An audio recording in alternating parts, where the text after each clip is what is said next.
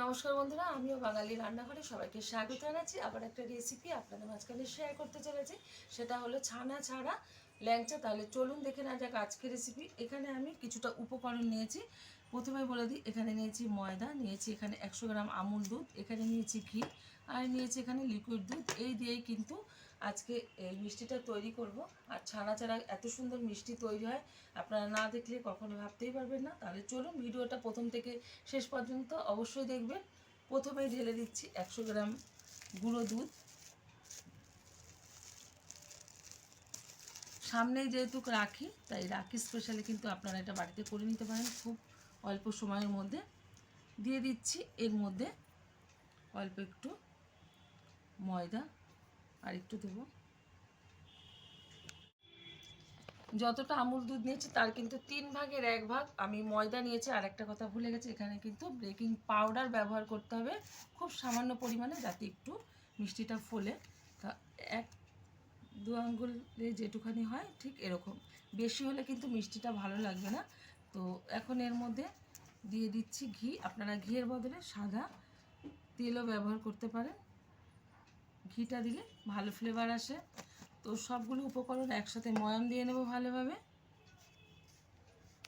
ভালোভাবে কিন্তু উপকরণগুলো একটু ময়াম দিয়ে নিয়েছি, অনেকটা লুচি পরোটায় যে ময়দা ময়াম দেয় ওরকমভাবেই করে নিয়েছি। ভেঙে যাচ্ছে কিন্তু বালির মতো। এখন আস্তে আস্তে করে একটু দুধ দিয়ে মেখে নেবো। আপনারা কিন্তু দুধের বদলে একটু জল দিয়েও মেখে নিতে পারেন। এরকম কিন্তু একটু, এই যে মানে খুব টাইট করব না, এরকমভাবে একটু মেখে নিয়েছি। এখন আমি এটা ভালোভাবে একটু হাতটা ছাড়িয়ে নেব, তারপরে ভালোভাবে হাতটা ধুয়ে এসে তারপরে ল্যাংচার শেপটা দিয়ে নেব। ভালোভাবে হাতটা কিন্তু ধুয়ে পরিষ্কার করে নিয়েছি। এখন হাতের তালুতে একটু ঘি মাখিয়ে নেব, নাহলে কিন্তু একটু লেগে যাবে। আর এদিকে কিন্তু এটা টাইটও হয়ে গেছে অনেকটাই। এখন আমি অল্প অল্প করে লেচি কেটে ল্যাংচা আকৃতির বানিয়ে নেব।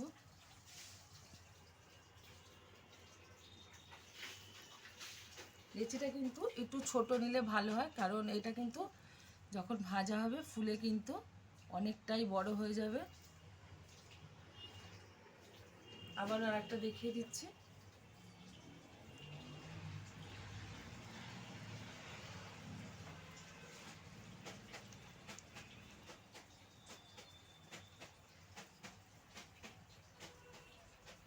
প্রত্যেকটা এরকমভাবে শেপ দিয়ে নেব ল্যাংচার। সবগুলো ল্যাংচায় কিন্তু আমি ভালোভাবে শেপ দিয়ে নিয়েছি। এই যে এখন আমি এই ল্যাংচাগুলো ভেজে নেব। ল্যাংচাগুলো ভাজার জন্য ওভেনে কড়াই বসিয়ে তাতে দিয়ে দিয়েছি বেশ কিছুটা সাদা তেল। তেলটা কিন্তু উষ্ণ গরম করে নিয়েছি, বেশি গরম করা যাবে না। আর আস্তে আস্তে করে এখন ল্যাংচাগুলো আমি এর মধ্যে ছেড়ে ভেজে নেব হালকা আছে, নাহলে কিন্তু উপরটা লাল হয়ে গেলে ভিতরটা একটু কাঁচা টাইপের থেকে যাবে, তো তখন কিন্তু মিষ্টিটা ফুলবে না। আর অত্যাধিক ভাজতে যাব না, তাহলে কিন্তু শক্ত হয়ে গেলে তখন আবার রসটা ঢুকবে না। তো হালকা আছে একটু সময় নিয়ে ভেজে নেব।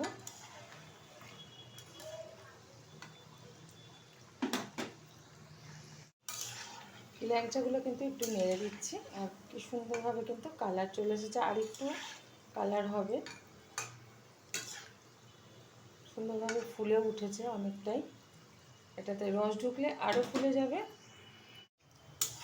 এদিকে কিন্তু আমি ভেজে নিচ্ছি ল্যাংচাগুলো, আর অন্য দিকের ওভেনে আমি 1.5 কাপ মতো জল বসিয়ে দিয়েছি একটা কড়াইয়ে। এখন এটা শিরা করব। শিরাটা কিন্তু ঘন করব না, একটু পাতলাই করব, কারণ ল্যাংচার শিরা কিন্তু ঘন হয় না, পাতলা হয়। তো সেই কারণে 1.5 কাপ যখন আমি জল নিয়েছি, 1.5 কাপ চিনি ব্যবহার করব। দিয়ে দিচ্ছি 1.5 কাপ মতো চিনি। চিনিটা কিন্তু গলার অপেক্ষা।